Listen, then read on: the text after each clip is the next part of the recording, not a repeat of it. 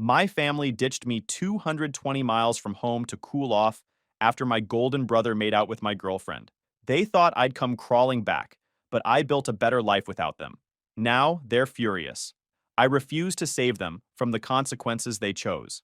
Hey Reddit, my family always decided my value for me, and I finally stopped playing along. I walked away, built a life that actually fits, and thought that would be the end of it. It wasn't. Before all of that blew up, here's how it really started. I'm Forrest. I'm 32. I work as a senior maintenance tech for a regional logistics company.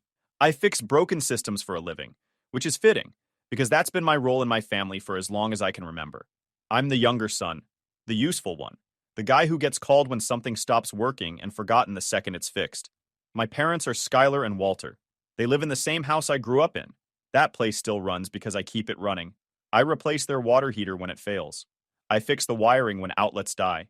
I handle their insurance forms, tax paperwork, online accounts, and anything that involves a password they forgot. None of that gets thanked. It's treated like breathing. If I ever didn't show up, it would be a problem. But since I always do, it's just expected. Then there's my older brother, Duke. He's 36 and works some corporate job that involves conference calls, buzzwords, and expensive shoes. I couldn't tell you exactly what he does, and neither can he if you ask long enough. But according to Skylar, Duke is going places. According to Walter, Duke thinks big. According to both of them, Duke is the successful one. Here's the part they don't mention. Duke calls me every time something real needs to be handled. His car breaks down, I go get it. His apartment floods, I deal with the landlord. He needed help optimizing his finances, which meant I spent a weekend sorting his mess of accounts and debts. He thanks me with a slap on the shoulder and then goes right back to being the star of the family. Skylar treats my skills like chores. Duke's job title, whatever it is this year, gets treated like proof of genius.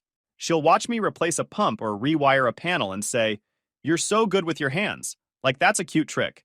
Duke talks for 5 minutes about quarterly growth, and suddenly she's telling relatives he's a natural leader. Walter doesn't argue. He just nods. He never corrects her. He never points out that one son builds and fixes real things while the other talks about them. He reinforces it quietly. He'll ask Duke for advice about things Duke doesn't understand, and then ask me to just take care of it afterward. The one thing in my life that was fully mine was my car. A late 60s Mustang Fastback. I bought it as a shell and spent 2 years rebuilding it after work and on weekends. Every cent I saved went into it. I didn't rush it. I didn't cut corners. I learned what I didn't know and fixed what I broke along the way. When it finally rolled out of my garage under its own power, it wasn't just a car. It was proof I could take something neglected and make it solid again. Duke noticed. He started making comments that were half jokes and half tests. Stuff like, "That car deserves a bigger stage," or "A ride like that should belong to someone who represents success." Skylar laughed every time. The kind of laugh that says she agrees, but doesn't want to say it out loud. Walter didn't laugh, but he didn't shut it down either. At first, I brushed it off. Victoria didn't used to be like that. We'd been together a few years, and she always said she liked that I was self-sufficient, that I didn't need permission or applause to get things done. She liked the car because I built it, not because of what it looked like, or at least, that's what she said. Then something shifted, slowly but clearly. She started using Skylar's phrases, said I should aim higher instead of just being good at what I do, started talking about Duke's lifestyle like it was a blueprint. She didn't insult me outright. It was more like she was quietly comparing, and I was always the one coming up short. When I mentioned feeling off about it, she said I was being defensive, that I was projecting, that Duke just had ambition, and I shouldn't take it personally. I started trusting my instincts less, which in hindsight was exactly the point. The setup came wrapped as good news. Duke announced he'd landed a major promotion. Skylar acted like he'd been elected to office. Walter poured on the praise. Within minutes, Skylar decided the family needed to celebrate properly. Not dinner, not drinks. A full weekend at my grandfather's old mountain cabin. We'd used it once, years ago, after he died, and then let it sit. It was 220 miles from my parents' house, and the last 15 miles were dirt. Once you committed to that drive, you were in it. The deed ended up in my parents' name after the estate got messy, so they treated it like theirs, even when it still felt like his. I said I wasn't feeling it. I had work. I had things to do. I said something about bad timing. Victoria pushed hard, way harder than she ever had about a family thing. Said it would be good for us. Said I needed to show support. Said my attitude was exactly what people meant when they said I was holding myself back. Skylar jumped in right after her. Called it bonding time. Called it important. Said Duke deserved it. Walter just said, "It's only a weekend?" Every part of me said this wasn't about celebrating. It felt staged, like pieces were being moved into place. I went anyway. That was my first mistake. We met at my parents' place early in the morning. I pulled up in my truck with the Mustang strapped to a borrowed car hauler behind it, and I knew right away how this was going to go. The driveway was already half blocked by the SUV, packed neatly with personal bags, coolers, and food. Everything else, the tools, extra fuel, spare gear, the heavy stuff, was stacked off to the side. Skylar looked at my truck and said, "We'll just put the rest in yours." No question, no pause. By the time we rolled out, my truck was loaded down with firewood, gas cans, toolboxes, and anything bulky or inconvenient. The SUV pulled out first. Duke was in the front passenger seat, Victoria behind him, Skylar driving, Walter riding shotgun like a co-pilot. They were already laughing about something before we even hit the main road. At the first rest stop, I walked up while they were grabbing snacks. Duke was mid-story about some meeting he'd run, throwing out words that sounded important but didn't actually say anything. Skylar was hanging on every sentence. Walter nodded like he was watching a lecture. I tried to add something basic. Asked what time we were aiming to arrive so I could plan daylight for setup. Duke talked over me without missing a beat. Victoria laughed at his next line like it was rehearsed. At the next stop, Duke leaned against the SUV and started explaining to Walter how leadership was about presence. Victoria mirrored his stance. Same lean, same crossed arms. She repeated one of his phrases back to him like she was trying it on. When she looked at me, it wasn't annoyed. It was worse. It was that look people give when they think you're slow to catch up. I made a small comment. Nothing confrontational. Just said it felt like I was driving the moving truck while everyone else was on vacation. Skylar smiled tight and said I was being sensitive. Victoria said I was reading into things and should relax. The cabin was worse than advertised. I backed the hauler into a flat spot near the trees and left the Mustang strapped down for the night. No point risking it on gravel in the dark. The place sat deep in the trees, and it was obvious no one had been there in a while. The generator wouldn't turn over. The roof had a slow leak near the back corner. The woodpile was soaked through. It was the kind of situation where you either fix things fast or spend the weekend cold and in the dark. Skylar took one look around and sighed like this was a personal inconvenience. Then she turned to me. "Forrest, you're good at this stuff," she said. "Get the lights on so we can start celebrating." Duke had already taken his jacket off and stepped onto the deck. Walter followed him with a drink in hand. Victoria handed Duke a glass and sat beside him, knees angled toward him, back turned to me. I opened the generator housing and started checking connections. The fuel line was cracked. I said it out loud, mostly to let them know it wasn't a quick fix. Skylar waved it off. "Do what you do." Rick showed up about half an hour later. He was a friend of the family I'd met a few times over the years. Loud voice, permanent grin, the kind of guy who always managed to insert himself into things. He pulled up in a spotless SUV and immediately went to Duke like they were old colleagues. Rick clapped Duke on the back and congratulated him on the promotion. Asked about the job, the title, the future. Duke soaked it up. Rick turned to me once, looked at the open generator and said, "Good thing we've got a guy for this stuff." He laughed. Skylar laughed with him. I got the generator running just before sunset. Lights flickered on. Heat kicked in. Nobody thanked me. Duke raised his glass toward the cabin like it had fixed itself. While I worked on the roof patch, Rick leaned against the railing with Duke and talked about how some people were meant to manage and others were meant to execute. He didn't say my name, but he didn't need to. Victoria stayed glued to Duke's side, laughing at things that weren't funny, nodding along like she was already part of his world. When I finally sat down, Skylar asked me if I could take a look at the water heater next. Not if I wanted to. When? That was when it clicked that this wasn't just disrespect. It was a pattern being enforced in real time. Duke was being elevated. I was being positioned. And everyone was acting like it was normal. At dinner, Duke stood up with his glass before anyone even started eating. "I just want to say something real quick," he said, already smiling. "This year has been about growth for me, about moving into a new phase. You get to a point where you stop playing small and start surrounding yourself with people who are on the same level." Skylar beamed. "That's my boy." Duke kept going. "It's not about titles. It's about momentum, about knowing when it's time to step up." Rick clapped first, loud. "That's how winners think." Walter nodded slowly. "Makes sense." Skylar jumped in right after, like she'd been waiting for her opening. We're just so proud of you, Duke. You've always known where you're headed. Then she turned toward me. Forrest, you're talented too, but you get stuck sometimes. I didn't say anything. She kept going. You pour all that time into that car. And for what? You don't need it. Duke does. His work depends on image now. I set my fork down. That car isn't a jacket you pass around. Walter raised a hand. Let's be practical. Duke's in a different world. You don't need a classic car to do maintenance work. Duke leaned back in his chair. No one's saying it's personal. It's just logical. Victoria nodded. You are kind of stuck, Forrest. You've been in the same lane for years. That car, it's like you're hiding in it. I looked at her. Hiding from what? She shrugged. From moving forward. Rick laughed. Man, when I moved up, I dropped a lot of hobbies. That's just how it goes. Skylar smiled at Rick like he'd said something wise. Exactly. Everyone has a role. I ate. Let them talk. Victoria stood up a few minutes later. Bathroom, she said, setting her phone down by the sink, face up, too close to the edge. It buzzed twice in quick succession. A banner flashed across the lock screen before it went dark again. Cabin weekend. Duke. He's still clueless. After this weekend, the car is handled. Mom and Dad already agreed. Then another banner slid in right behind it. Duke. And Victoria's coming with me. Don't let him blow it up before Sunday. I didn't touch the phone. Didn't unlock it. I just slid it away from the sink like I was moving it out of the splash zone and put it back down like nothing happened. When Victoria came back, she smiled at me. You okay? You're quiet. I'm fine, I said. Skylar jumped in. Don't sulk. We're just having an honest conversation. Walter added, You always take things too personally. Duke smirked. Big decisions make him shut down. That's his thing. Victoria reached under the table and rested her hand on Duke's arm. She didn't bother hiding it. Skylar noticed and smiled. You two make a great team. When I stood to clear my plate, Skylar said, Before bed, can you check the water pressure? It sounded off earlier. Rick added, See? Everybody contributes in their own way.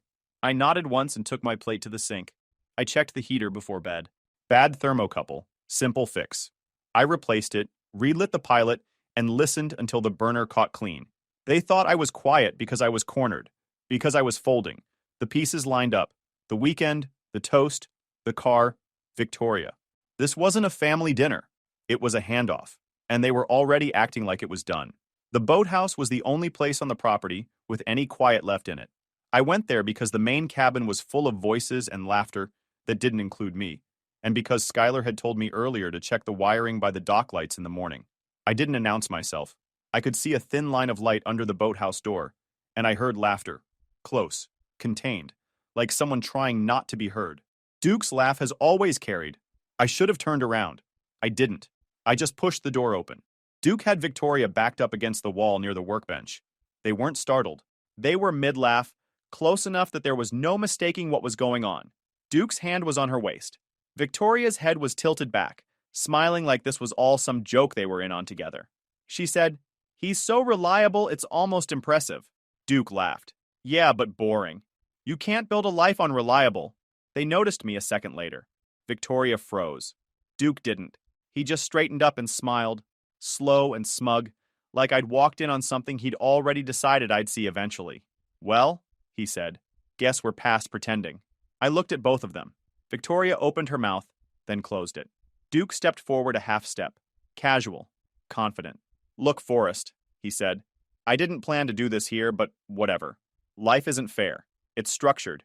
There are tiers. I said nothing. He kept going. Some people build things. Some people move things. And some people own the room. Victoria wants more than maintenance mode. Victoria nodded quickly. That's not what I meant, but I want growth. Duke gestured toward the cabin. That's the difference. I offer momentum. You offer stability.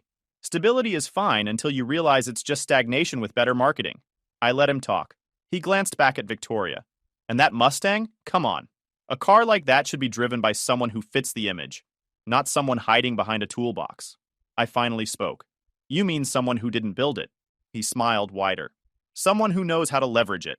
Boards creaked out on the dock behind me. A voice called Duke's name, sharp, impatient. Skylar. She stepped into the doorway and stopped dead, like she'd just walked into something she didn't want to admit she expected.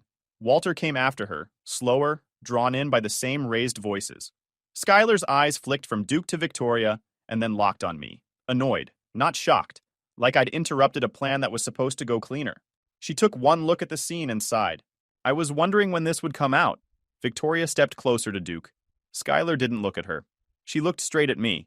Forrest, she said, don't make this harder than it needs to be. I laughed once, not loud, just enough to break the air. Hard for who? For everyone, she snapped. You always do this. Turn things into drama. Duke folded his arms. No one's attacking you. We're just being honest. Walter cleared his throat. You've always struggled with change, son. This is just reality catching up. I looked at him. You knew. He hesitated. Skylar answered for him. We didn't want to upset you before things were settled. Settled, I repeated. Skylar crossed her arms. Victoria has made her choice. Duke has earned his position. And you, she paused, like choosing her words carefully. You need to stop being selfish. Victoria finally spoke. Forrest, I didn't mean to hurt you, but I can't stay small just to make you comfortable. Duke laughed under his breath. See? That's growth. I shook my head. You planned this. Duke didn't deny it. We organized it. There's a difference. Skylar stepped closer. We've already talked about the practical side of things. The car, the insurance, the paperwork. It just makes sense to transfer it. That got my attention. Transfer it to who? Duke didn't even hesitate. Me. I looked at Skylar. You discussed my property without me. She waved a hand like I was being childish. Don't be dramatic. It's just a signature. A formality. Walter nodded, trying to sound reasonable. We can do it clean. You sign the title over. We get it notarized in town. Duke takes responsibility going forward. So you need my signature, I said. Skylar's mouth tightened. We need you to stop acting like everything belongs to you. Duke smiled like he was already bored. It's not stealing if you agree to it. This is the part where you prove you can be an adult. Victoria watched my face like she was waiting for me to snap. I didn't. I just stood there. That silence started to get uncomfortable. Skylar shifted her weight. Duke stopped smiling. Walter looked between us. Say something, Skylar said. What do you want me to say? I asked. That you understand? She said. That you're willing to move on. Duke added, this is how adults handle things. I nodded once. Got it. The relief was immediate. Skylar exhaled. Walter relaxed. Duke smiled again, satisfied. Victoria reached for Duke's hand. Skylar clapped her hands together. Good. I knew you'd come around. You've always been the reasonable one. They turned to leave like the conversation was finished. What none of them noticed was that I hadn't agreed to anything. I hadn't argued either. I just stopped participating, and that unsettled them more than any fight could have. I didn't sleep much. Not because I was upset, because there was nothing left to say. I woke up to silence. Not the normal quiet you get early in the morning, but the kind that feels wrong right away. No voices, no doors, no footsteps on the deck, just wind moving through trees, and the low creak of the cabin settling. I sat up and checked the time. Too late for everyone to still be asleep. Duke was always up early when he wanted to be seen as productive. Skylar never missed a chance to hover. Something was off. I grabbed my phone. No signal. Same as the night before. I stepped outside. The SUV was gone. The hauler was gone. The Mustang was gone.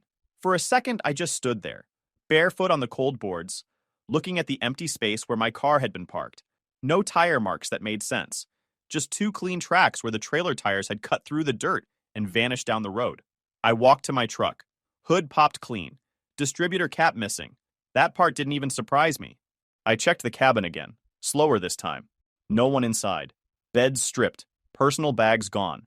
Cabinets rearranged like they'd been packing quietly while I slept. On the kitchen table was a folded piece of paper, placed dead center like it mattered.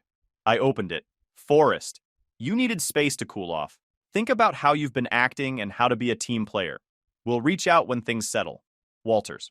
No apology, no explanation, no mention of the car. Just instructions. I folded the paper once and set it back down. The anger came fast. Not explosive. Sharp. Clean. My chest tightened. My jaw locked. I paced the room once, then twice. Thought about Duke's smirk.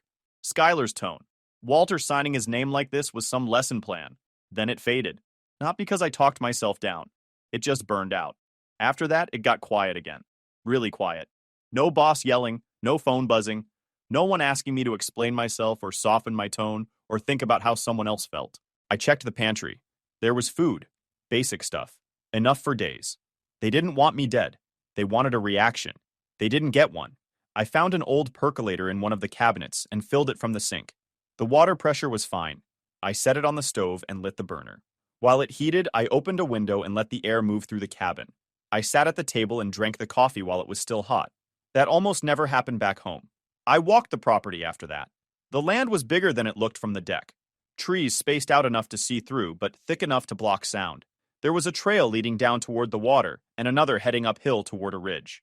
Out back, past a line of brush, I found the shed. I remembered there being a shed somewhere back there, because that's where Grandpa kept the things nobody was supposed to touch. It was worse than I remembered. Rusted hinges, door half swallowed by vines. Looked like it hadn't been touched in years. I didn't open it yet, just took note of it and kept walking. No rush. The day moved slow, but not in a bad way. I fixed a hinge on the back door that had been squeaking since we arrived. Split some wood with an axe I found by the porch. Cleaned out the fire pit and stacked kindling the way my grandfather taught me. I cooked something simple and ate it sitting down, not standing over a counter, not rushing between calls. By late afternoon, the sky darkened. Wind picked up. A storm rolled in, steady and heavy. I stayed inside and watched rain hit the windows without thinking about what I was supposed to be doing next. That night, I lit a fire. I sat there listening to it crackle, watching sparks climb and die, and felt something I hadn't felt in a long time. Calm. Not relief, not numbness. Actual calm. No one needed anything from me. No one was measuring me against someone else. No one was talking over me or assigning me a role. They thought this was punishment.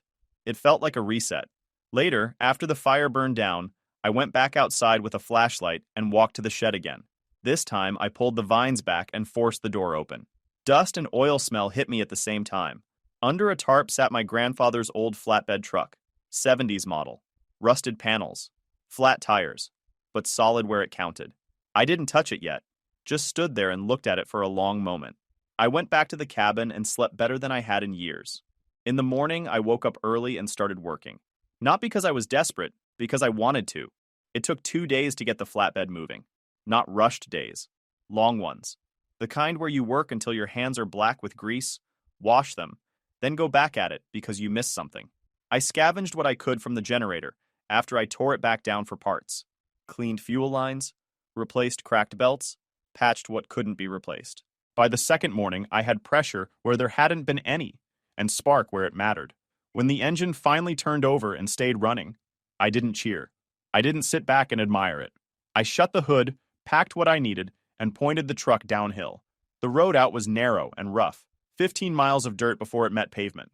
The flatbed rattled the whole way, but it held. When I hit asphalt, my phone came back to life all at once. Missed calls, texts, voicemails stacked on top of each other. I didn't open any of them. I made 2 calls. One to report the Mustang and hauler stolen. Time-stamped, clean, no wiggle room. One to county non-emergency about my disabled truck. Not for them. For me. I gave the dispatcher the cabin address and told her my truck had been disabled and left on the property. She gave me a case number and said they'd notify the owner and arrange a tow when the road crews cleared the mud. Then I quit my job the same way I fixed everything else, clean and final. The boss was toxic, the crew was worse, and I'd been staying out of habit, not loyalty. I didn't go back because there was nothing there worth returning to. Then I put the phone back in my pocket and kept driving. The town sat in a valley, small and worn in the way places get when people stay because they want to, not because they have to. One diner, one gas station, a hardware store that looked like it had been there forever. People looked up when I drove through, eyes following the truck like they were trying to figure out where it had come from. I pulled into the first garage I saw. The sign said Alfred's Auto in faded paint. The bay doors were open. Inside, a guy in his late 50s stood over a diesel engine with his arms crossed, jaw tight. He looked up when he heard the flatbed idle in. "You lost?" he asked. "Maybe," I said. "Depends if you fix things here." He snorted. "I try. What do you want?" I nodded toward the engine. "Mind if I take a look?" He studied me for a second, then stepped aside without a word. The problem was obvious once I got close. Bad injector timing combined with a sensor reading that made no sense. Whoever worked on it last chased the symptom instead of the cause. I pulled a panel, adjusted what needed adjusting, and told Alfred to start it. It fired clean. Alfred stared at the engine, then at me. "How long you in town?" "Not sure," I said. He wiped his hands. "You want work?" "Yes." "You good with diesel?" "Better than most." He pointed up a narrow staircase along the wall. "Apartment upstairs, empty, cheap. You start now." That was it. I moved in the same day. One room, a bed, a sink, a window that looked out over the street. I changed my number that night and left the old phone in a drawer. The work came steady. Farm trucks, logging equipment, old sedans held together with hope. People didn't ask where I was from. They just asked if I could fix what was broken. When I said yes, they believed me. When I said no, they listened. Alfred didn't hover. He didn't praise. He paid on time and expected results. If something went wrong, we fixed it and moved on. The next morning, Alfred shoved a clipboard at me. Payroll forms, tax stuff, basic paperwork. I wrote the apartment address without thinking. Later that week, I used the same address to register the flatbed so I could legally drive it in town. I wasn't trying to be found. I was just trying to be clean. Word spread fast. People started asking for me by name. Someone would pull up and say, Alfred said Forrest could take a look. That was it. No backstory. No explaining myself. Alfred helped me straighten out the title through the old estate file.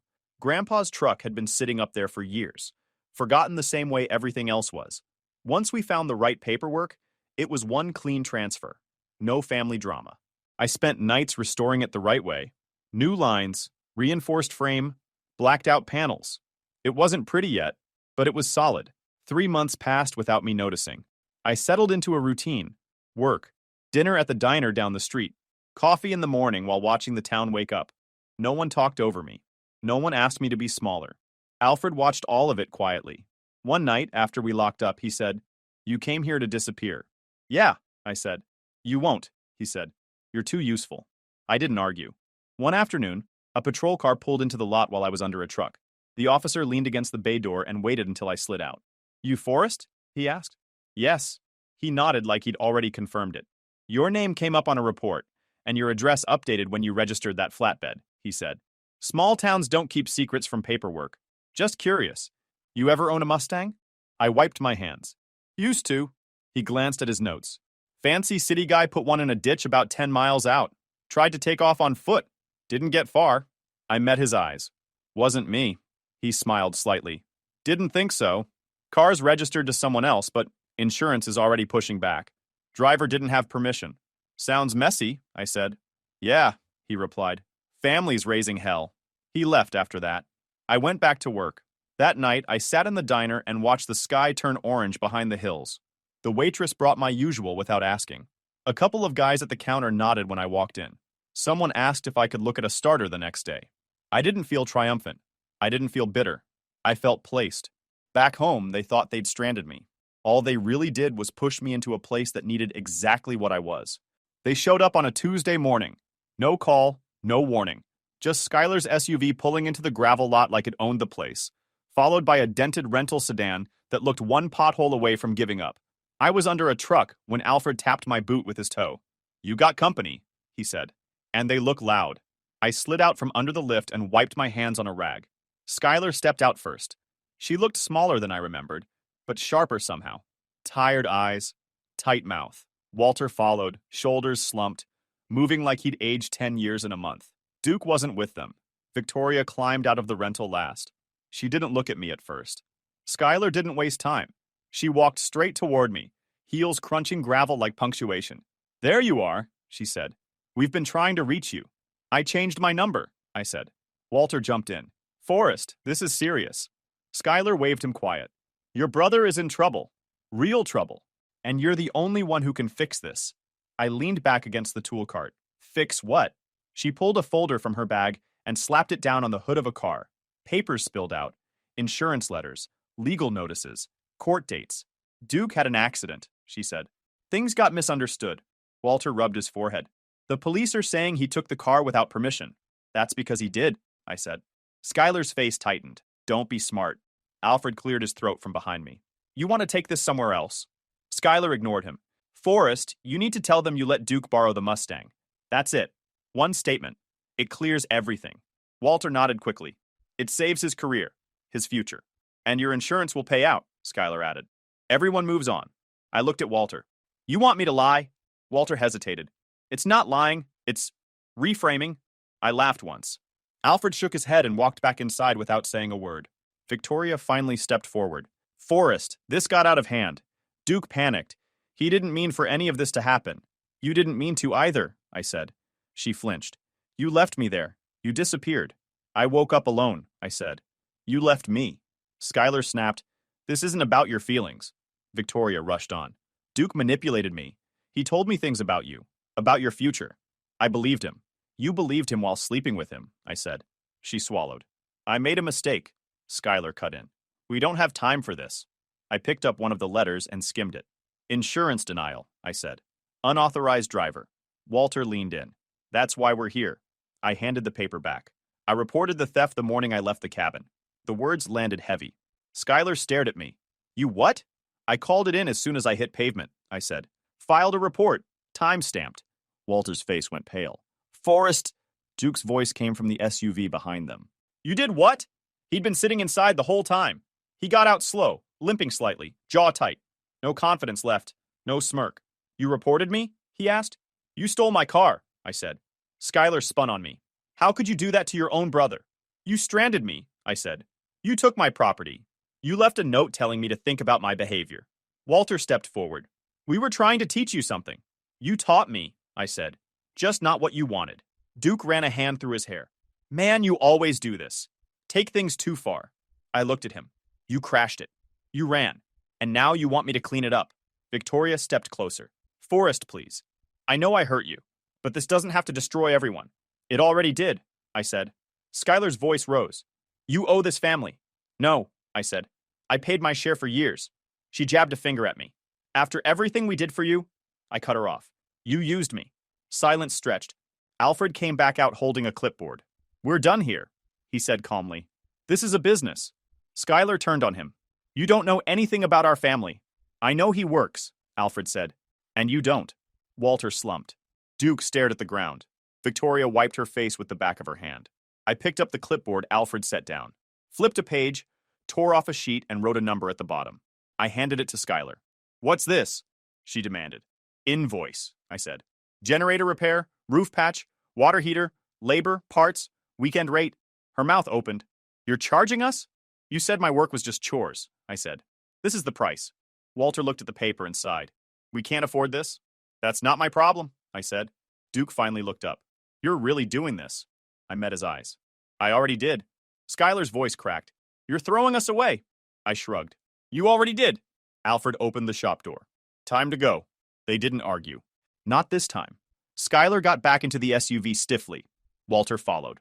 Duke hesitated, then limped toward the rental. Victoria stood there a second longer. I really did care, she said quietly. I know, I said. Just not enough. She nodded once and left. The engines pulled out. Gravel settled. Alfred handed me a coffee from the break room. You okay? Yeah, I said. That evening, I closed up early. I got in the flatbed and drove toward the diner. The neon sign flickered like always. Someone waved from inside when they saw me pull in. I parked, shut the engine off, and sat there a second. Back home, they audited my worth and wrote me off. Here, people knew my name. That was enough. Guys, we are so close to hit 100,000 subscribers on this channel. If you are not subscribed to the channel, please consider subscribing. It really helps hit that 100,000 mark. Thanks for making this dream come true.